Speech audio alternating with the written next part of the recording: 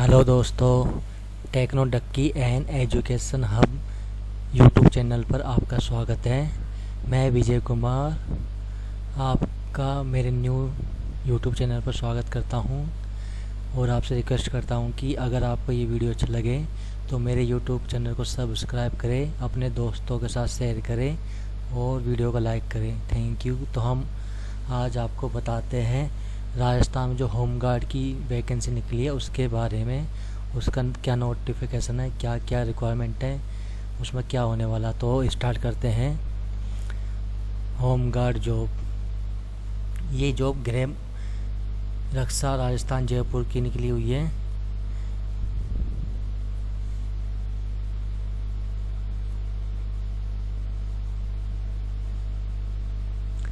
और ये है राजस्थान गृह रक्षा अधिनियम 1963 की धारा 2 के अंतर्गत प्रदेश में गृह रक्षा का गठन वर्णित है, जिसके अधीन पारित नियमों के अंतर्गत नियम 3 में निहित प्रावधानों के अंतर्गत राजस्थान गृह रक्षा के विभिन्न जिला प्रशिक्षण केंद्रों एवं उप केंद्रों एवं सीमा गृह रक्षा दल की बटालियन की कंपनियों में स्वयं सेवकों के 2500 रिक्त पदों पर नामांकन के लिए योग्य अभ्यर्थियों से ऑनलाइन आवेदन पत्र आमंत्रित किए जाते हैं। यह आवेदन पत्र विज्ञप्ति के विभागीय वेबसाइट तथा समाचार पत्रों में प्रकाशित होने के बाद दिनांक 7/4/2020 से भरा जाना शुरू था, लेकिन लॉकडाउन की वजह से अब ये 10/6/2020 से भरा है और इसकी लास्ट डेट है 9/7/2020।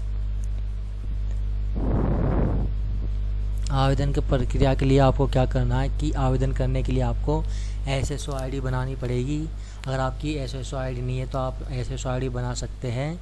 SSO ID बनाने के लिए आपको sso.rajasthan.gov.in पर SSO ID बना सकते हैं, या फिर आप ई मित्र कियोस्क कर भी निःशुल्क बनवाई जा सकती है। ई मित्र पर आप जाओगे तो आपकी SSO ID बना कर देगा, ठीक है ना। इसके बाद आपको फॉर्म भरना। फॉर्म भरने के लिए आपको क्या क्या रिक्वायरमेंट है वो बता देता है। इसमें स्वयं के स्तर पर अभ्यर्थी अपने स्तर तथा अन्य एजेंसी साइबर कैफे से फॉर्म भर सकता है या फिर ई मित्र पर फॉर्म भर सकता है। आवेदक को आवेदन भरने एवं परीक्षा शुल्क जमा कराने के लिए 30 रुपये प्लस 18% GST लगेगा और उसके अलावा आपको इसका फॉर्म का शुल्क देना पड़ेगा, जो कि SC ST और OBC और जनरल के लिए अलग अलग होगा, ठीक है ना। आवेदक ऑनलाइन ही भरा जाएगा, ये किसी हार्ड कॉपी में नहीं भरा जाएगा, वो अमान्य होगा। अगर आपने हार्ड कॉपी भर कर दिया तो अमान्य होगा, सिर्फ ऑनलाइन ही एक्सेप्ट किया जाएगा। अब आपको इसमें परीक्षा शुल्क जमा कराने के उपरांत आवेदक द्वारा आवेदन पत्र में भरे गए ईमेल ID एवं मोबाइल नंबर पर सूचना उपलब्ध कराई जाएगी। इसका अर्थ है कि आपका आवेदन पत्र जमा हो गया। जब आप फॉर्म को भर दोगे, सबमिट कर दोगे तो आपके मेल ID पर और मोबाइल नंबर पर एक मैसेज आएगा जो कि आपका रजिस्ट्रेशन नंबर होगा। आपको अब इसमें फ़ोटो कैसे अपलोड करनी है वो बता देते हैं। इसमें 50 KB से 100 KB के बीच पर आपको फ़ोटो भरनी है, ठीक है।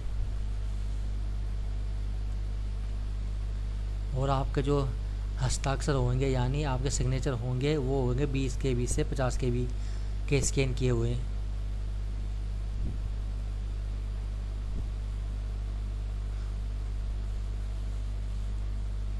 जब आप शारीरिक दक्षता के लिए जारी वाले प्रवेश पत्र भी आवेदन पत्र के समय अपलोड की गई फ़ोटो ही आप उस पर चिपका सकते हैं। मतलब जो आप आवेदन फॉर्म ऑनलाइन करोगे तब आप जो फ़ोटो सबमिट करोगे वही फ़ोटो इसके शारीरिक दक्षता जो फिजिकल टेस्ट होगा उसमें जब आप जाओगे तो उस पर भी वही फ़ोटो चिपकानी पड़ेगी।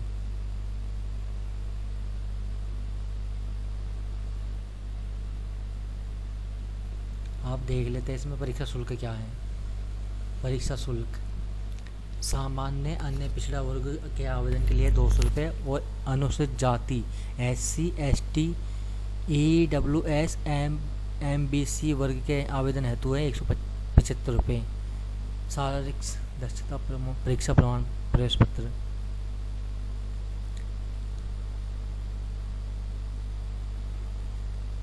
नामांकन हेतु रिक्त पद विभिन्न इकाइयों में कुल नामांकन किए जाने वाले स्वयं सेवकों की संख्या एवं वर्गवार पदों की गणना निम्नानुसार है। ये आपको दिया गया है चार्ट, जिसमें बताया गया है कि कहाँ पर कितनी वैकेंसियाँ हैं। तो इसमें अलवर ज़िले में भिवाड़ी में है और नीमराना में है। इसके बाद आपका बाड़मेर होगा, बारा हो गया, भरतपुर हो गया, चित्तौड़गढ़, दौसा, धौलपुर, श्रीगंगानगर, सब में अलग अलग वैकेंसी, मतलब 2500 वैकेंसी में सबको डिवाइड किया गया है ज़िले के हिसाब से। वो आप देख लीजिएगा, जब आप फॉर्म भरोगे तब आपको बता दिया जाएगा कि इसमें कितने में कितनी वैकेंसी है। अब नामांकन है, तो जो आप नामांकन करोगे तो उसमें परीक्षा केंद्र होगा जिसमें आपको भरना पड़ेगा कि आप कहाँ परीक्षा देना चाहते हैं। ये आपके परीक्षा केंद्र है, गृह सीमा गृह रक्षक कंपनी का नाम है, और ये परीक्षा केंद्र जहाँ पर नामांकन प्रक्रिया पूरी की जाएगी। अगर जैसे आप अलवर में भरते हो तो आपका भिवाड़ी, नीमराना, भरतपुर के अंदर बयाना, भुसावर, धौलपुर, ये आपके दे रखे हैं इसमें परीक्षा केंद्र। जयपुर में है। अब ये देख, आप आरक्षण को देख लीजिए, आरक्षण कितना है। गृह रक्षा स्वयं सेवकों का नामांकन हेतु विभिन्न वर्गों के निम्नानुसार आरक्षण दे है। अनुसूचित जाति का है 16%, मतलब SC।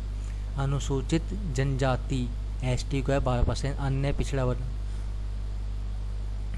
ये हो गया OBC 21% है। आर्थिक रूप से कमज़ोर वर्ग 10% है। MBC 5% है। महिलाओं के लिए विज्ञप्ति व्यक्तियों में महिला अभ्यर्थी का 30% आरक्षण क्षैतिज रूप से वर्गानुसार कैटेगरी वाइज है। महिला अभ्यर्थी का आरक्षण उस संबंधित प्रवर्ग में जिसकी वे अभ्यर्थी है अनुपातिक रूप से समायोजित किया जाएगा। इसमें विवाह महिला अभ्यर्थियों के उपलब्ध नहीं होने की दशा में इस प्रकार के आरक्षण रिक्त उसी वर्ग की महिला अभ्यर्थी से भरी जाएगी। मतलब अगर किसी विधवा महिला ने वो फार्म भरा, वो उस समय उपस्थित नहीं हुई, तो किसी और विधवा स्त्री को उसकी जगह पर लिया जाएगा। अगर कोई विधवा है तो उसको स्पष्टीकरण देना होगा। विधवा के मामले में अपने पति की मृत्यु एवं विच्छिन्न, मतलब कोई डिवोर्स किया हुआ या जिसका पति एक्सपायर हो गया तो उसको उसका प्रमाण पत्र देना होगा। ST SC OBC के लिए जाति प्रमाण पत्र देना होगा। अब भूतपूर्व सैनिकों के लिए आरक्षण। कुल रिक्त पदों के 12.5% पद भूतपूर्व सैनिकों के लिए आरक्षित हैं। भूतपूर्व सैनिकों का आरक्षण क्षैतिज है, हॉरिजॉन्टल है, अर्थात अभ्यर्थी जिसे वर्ग सामान्य, आर्थिक पिछड़ा वर्ग, अनुसूचित जाति, अनुसूचित जनजाति, OBC, MBC, शहरिया का होगा, उसी वर्ग के पदों पर समायोजित किया जाएगा। अगर कोई SC का है तो उसको भूतपूर्व सैनिकों के SC वर्ग का आरक्षण मिलेगा। ST का है तो ST का आरक्षण मिलेगा।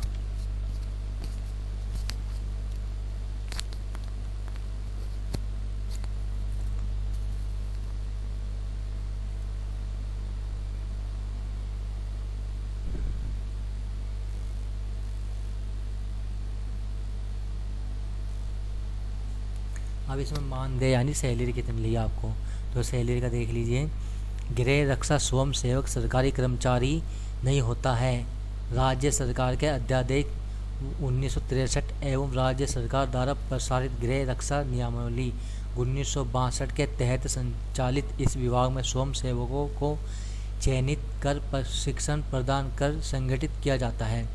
गृह रक्षा विभाग के नियमों के अंतर्गत राज्य सरकार के विभिन्न विभागों की मांग एवं अन्य स्वायत्तशासी संस्थाओं, सरकारी व गैर सरकारी उपक्रमों में स्वयं सेवकों को नियोजित किया जाता है, जिसके लिए एक निश्चित मानदेय यानी सैलरी देने का प्रावधान है, जो वर्तमान में 693 रुपये प्रति दिन होमगार्ड के तौर पर नियोजन होने पर एवं 590 रुपये प्रति दिवस प्रत्येक दिन डेली चतुर्थ श्रेणी कर्मचारियों के तौर पर नियोजित होने पर दे हैं। मतलब आपको इसमें 563 रुपये मिलेगा आपको होमगार्ड पर डेली का, और 590 रुपये मिलेगा आपको 4th क्लास के कर्मचारी होने पर डेली का। राज्य सरकार द्वारा प्रसारित होम गार्ड्स नियमावली 1962 के नियम 8 के अनुसार चयनित स्वयंसेवक को मात्र 5 वर्ष के लिए सदस्यता प्रदान की जाती है एवं 5 वर्ष की अवधि के बाद पुनर्नियोजित का प्रावधान है। मतलब ये आपको 5 वर्ष के लिए ही आपको रखा जाएगा, अगर इनको जरूरत पड़ेगी तो वो उसको एक्सटेंड कर सकते, बढ़ा सकते हैं। अब आपको नामांकन यानी आपको फॉर्म भरने के लिए क्या योग्यता है, क्या छूट है, वो देख लेते हैं। अभ्यर्थी को संबंधित जिले का मूल निवासी होना आवश्यक है, मगर जैसे आप राजस्थान के हो तो आपको राजस्थान में अलवर से फॉर्म भरोगे तो आपको अलवर का होना जरूरी है, मूल जिले का मूल निवासी होना आवश्यक है।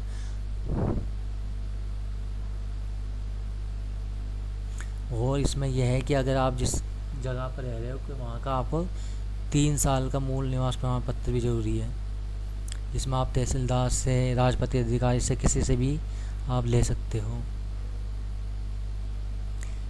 शैक्षणिक योग्यता आपको कम से कम 8वीं पास होना जरूरी है। आयु सीमा देख लेते हैं। राजस्थान होमगार्ड नियम 1962 के नियम 3 के 9 के अनुसार आवेदक की आयु 1/4/2020 को 18 वर्ष से कम एवं 35 वर्ष से अधिक नहीं होनी चाहिए, अर्थात आवेदक का जन्म 1/4/2002 के बाद तथा 2/4/1985 के पूर्व का ना हो।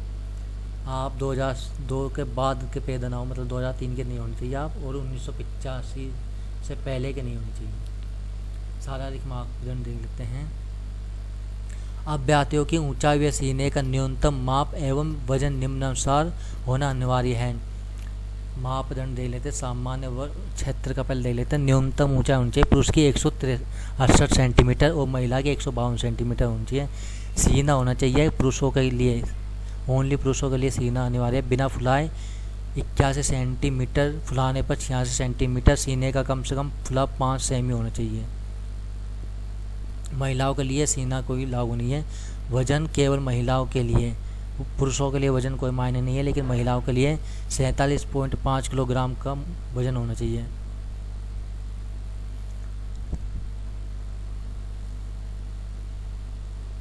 बारह जिले के शहरिया जनजाति के लिए पुरुषों का 160 सेंटीमीटर वजन हाइट होनी चाहिए, महिलाओं की 145 सेंटीमीटर हाइट होनी चाहिए।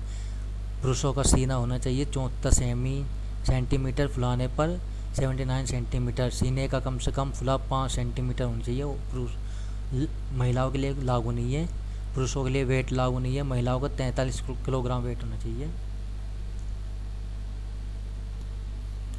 अनुसूचित जाति जनजाति के अभ्यर्थी उपरोक्त मापदंडों में उपलब्ध नहीं हो पा रहे हैं हो तो लंबाई एवं सीने के न्यूनतम माप में 5 सेंटीमीटर की छूट दी जा सकेगी, किंतु 5 सेमी सीना फुलाए जाने की अनिवार्यता होगी। मतलब आप जैसे SC ST या OBC के हो तो आपको 5 सेंटीमीटर की छूट दी जाएगी आपको लंबाई में, लेकिन आपको जब सीना है वो 5 सेंटीमीटर फूलना ही अनिवार्य है, उसमें छूट नहीं है। चिकित्सकीय मापदंड देख लेते हैं। अभ्यर्थी की दोनों आंखों की दृष्टि 6/6 बिना चश्मे का होना अनिवार्य है। अभ्यर्थी मानसिक रूप से जागरूक, सुदृढ़, स्वस्थ वाला एवं सभी शारीरिक विकारों, दोषों, रोगों से मुक्त होना चाहिए। अभ्यर्थी मानसिक रुग्णता से ग्रस्त नहीं होना चाहिए। अभ्यर्थी के घुटने आपस में टकराने, नसें फूली हुई होना, भेंगापन, रतौंधी, रंग दृष्टि दोष, अकलापन, बोलना, पैर समतल, हर्निया, शैल्य प्रॉब्लम या अन्य कोई विकृति, अंग भंग जो करते पालन में बाधक हो नहीं होना चाहिए।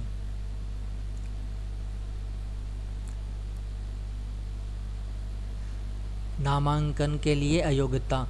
किसी भी ऐसे पुरुष महिला उम्मीदवार को जिसकी एक से अधिक जीवित पति पत्नी हो नामांकन के लिए पात्र नहीं होगा। मतलब किसी आदमी ने 2 शादी कर रखी है तो वो इस फॉर्म को नहीं भर सकता।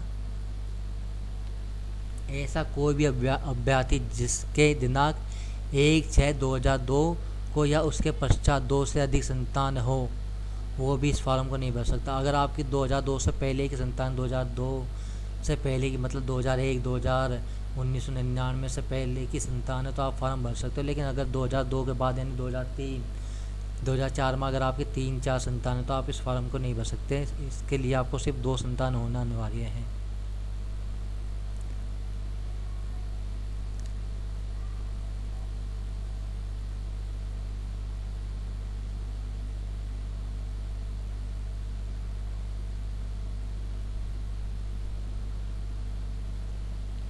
स्पष्टीकरण दे लेते हैं। राज्य सरकार के परिपत्र क्रमांक F7 DOP A295 पार्ट 2 दिनांक 1/2/2017 में वर्णितानुसार कानूनी रूप से किए गए पुनर्विवाह उपरांत जन्मी प्रथम संतान के कारण नामांकन के अयोग्य नहीं माना जाएगा।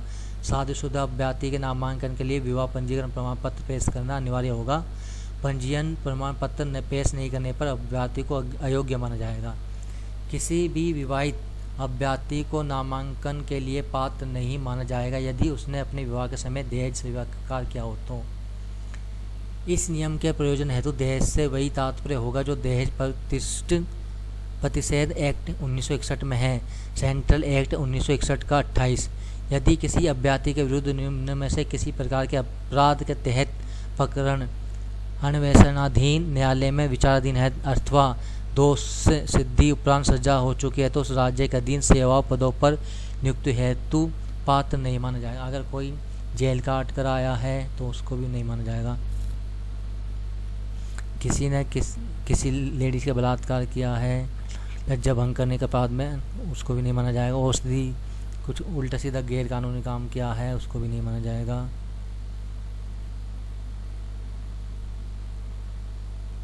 या आप इसका नोटिफिकेशन डाउनलोड करके पूरा पढ़ सकते हैं। नामांकन हेतु चयन प्रक्रिया पंजीकरण एवं प्रमाण पत्रों की जांच। नामांकन प्रक्रिया के लिए अभ्यर्थी निर्धारित परीक्षा स्थल पर निम्नलिखित मूल प्रमाण पत्र जो भी लागू हो उसकी स्वयं प्रमाणित सेल्फ असिस्टेड एक प्रतिलिपि सहित निर्धारित दिनांक एवं समय पर उपस्थित होंगे। शैक्षणिक योग्यता का प्रमाण पत्र चाहिए। संबंधित जिले नगरपालिका तहसील का मूल निवास प्रमाण पत्र। संबंधित नगर निगम नगर परिषद नगरपालिका एवं गृह रक्षा कंपनी मुख्यालय की तहसील नगर पालिका क्षेत्र में गत 3 वर्षों से लगातार निवास करने का प्रमाण पत्र। आयु प्रमाण पत्र। विशेष योग्यता संबंधित प्रमाण पत्र। संबंधित जिला पुलिस अधीक्षक द्वारा जारी पुलिस सत्यापन प्रमाण पत्र जो 6 महीने से अधिक पुराना ना हो, मतलब इसमें पुलिस वेरिफिकेशन भी चाहिए। जाति प्रमाण पत्र भी चाहिए आपका SC ST OBC के लिए। शहरिया के लिए प्रमाण पत्र लागू होता है। महिलाओं के विधवा के मामले में प्रमाण पत्र चाहिए। भूतपूर्व सैनिकों का सेवानिवृत्त प्रमाण पत्र। शारीरिक दक्षता PET में सम्मिलित होने हेतु राज्य के चिकित्सक से शारीरिक रूप से योग्य होने का प्रमाण पत्र। आवेदक की रंगीन फोटो चाहिए।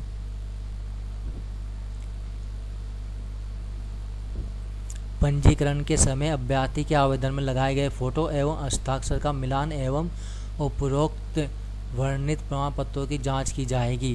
प्रथम चरण में होगा शारीरिक मापतोल।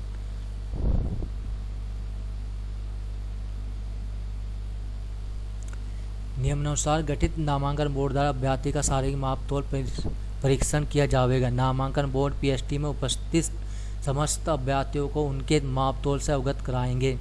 शारीरिक मापतोल में अयोग्य अभ्यर्थी निर्धारित परीक्षा सीमा शुल्क 500 रुपये जमा कराकर शारीरिक मापतोल परीक्षण बोर्ड के अध्यक्ष को एक बार अपील कर सकेंगे।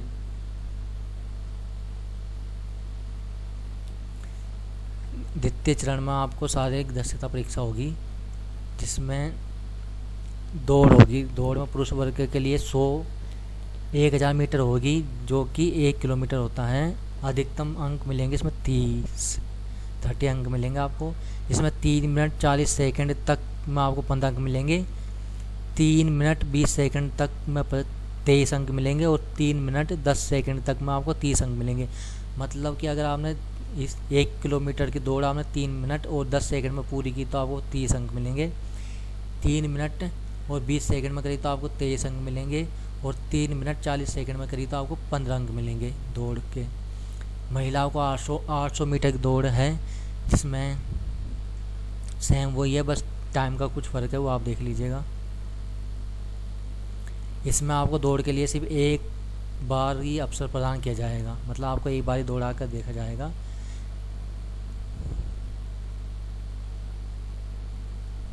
जिसके सबसे कम अंक आए, दौड़ में 15 अंक आए, उसको अनुत्तीर्ण मानते हुए नामांकन की अग्रिम प्रक्रिया में सम्मिलित नहीं किया जाएगा। मतलब अगर जिसका 15 नंबर मिले दौड़ में, जो दौड़ में थर्ड आया है, उसको अभ्यर्थी को सम्मिलित नहीं किया जाएगा आगे के लिए। तृतीय चरण विशेष योग्यता। विशेष योग्यता में आपको एनसीसी है आपके पास, या ए प्रमाण पत्र है, बी है, सी है, कोई से भी है तो आपको इसमें 8 अंक मिलेंगे। ए के लिए आपको 4 मिलेंगे, बी के लिए आपको 6 मिलेंगे और सी के लिए आपको 8 मिलेंगे। कंप्यूटर का कोर्स किया हुआ आपने, जैसे RKCL Rajasthan knowledge corporation limited का या RSCIT किया है तो आपको 3 अंक मिलेंगे। अगर आपने IIT किया हुआ, इलेक्ट्रीशियन है, फिटर, प्लम्बर, किसी में भी आपने IIT किया है या फायरमैन का कोर्स किया है तो आपको 2 अंक मिलेंगे। अगर आपने डिप्लोमा किया है, कोई खेलों में आपने कोई भाग लिया है तो आपको 6 अंक मिलेंगे।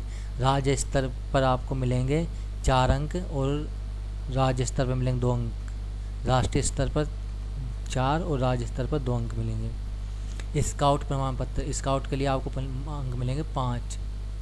राष्ट्रपति पुरस्कार पर मिलेंगे 5 अंक, राज्य पुरस्कार पर मिलेंगे 3 अंक और तृतीय सोपान उत्तीर्ण करने पर 2 अंक मिलेंगे।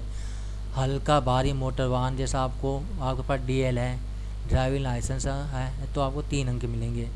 अगर भारी लाइसेंस है आपके पास तो 3 अंक मिलेंगे और हल्का मोटर वाहन है तो 2 अंक मिलेंगे। नोट, विशेष योग्यता हेतु देय अंकों के संदर्भ में स्पष्ट किया जाता है कि किसी भी अभ्यर्थी को विशेष योग्यता हेतु अधिकतम अंकों का कुल योग 20 अंकों से अधिक नहीं होगा। इसी प्रकार उपरोक्त श्रेणियों में अधिकतम अंक वाले प्रमाण पत्र के अंक ही मान्य होंगे। नामांकन परीक्षा हेतु अंक गणना। परीक्षा के सभी चरणों के कुल अंक 50 होंगे, जिनकी गणना निम्नानुसार होगी। परीक्षा का चयन अधिकतम अंक, शारीरिक में आपको 30 अंक मिलेंगे, विशेष योग्यता में 20 अंक मिलेंगे, टोटल होगा 50 अंक। 50 अंकों की उपरोक्त परीक्षा में अभ्यर्थी को उत्तीर्ण होने के लिए शारीरिक दक्षता परीक्षा में न्यूनतम 50% अंक अर्थात 15 अंक तथा कुल अंकों का कम से कम 40% अर्थात 20 अंक प्राप्त करना अनिवार्य है। चयन प्रक्रिया।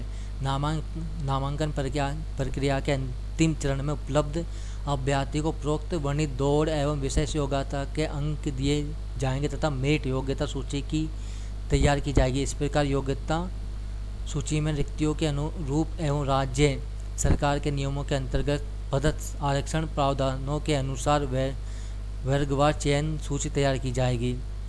चयन बोर्ड द्वारा मेरिट सूची तैयार करते समय समान प्राप्तांकों के मामले में अधिक आयु वाले अभ्यर्थी को वरीयता दी जाएगी। इसी प्रकार प्राप्तांक व आयु समान होने पर अधिक शैक्षणिक योग्यता प्राप्त अभ्यर्थी को वरीयता दी जाएगी। मतलब कोई ज़्यादा पढ़ा लिखा है तो उसको पहले लिया जाएगा। स्वास्थ्य परीक्षण। मेडिकल बोर्ड से चिकित्सा परीक्षण में उपयुक्त पाए गए अभ्यर्थी को ही नामांकन प्राप्त है तो प्राप्त माना जाएगा। अपील, या आप अपील पढ़ सकते हैं। इसके बाद प्रमाण पत्र हो गया, आपका चरित्र हो गया, ये सारे हैं आपको बस देख सकते हैं। इसको पढ़ कर आप डाउनलोड कर लीजिएगा। मैं आपको लिंक दे दूँगा डाउनलोड करने के लिए। इसके लिए डिस्क्रिप्शन में आपको लिंक मिल जाएगा, आप इसको पूरा डाउनलोड करके पढ़ सकते हैं, समझ सकते हैं। तो थैंक यू दोस्तों। अगर आपको ये वीडियो अच्छा लगा हो, अगर मैं आपको अच्छी तरह से समझा पाया हूँ तो मेरे चैनल को सब्सक्राइब करें, लाइक करें और अपने दोस्तों के साथ शेयर करें। Thank you very much.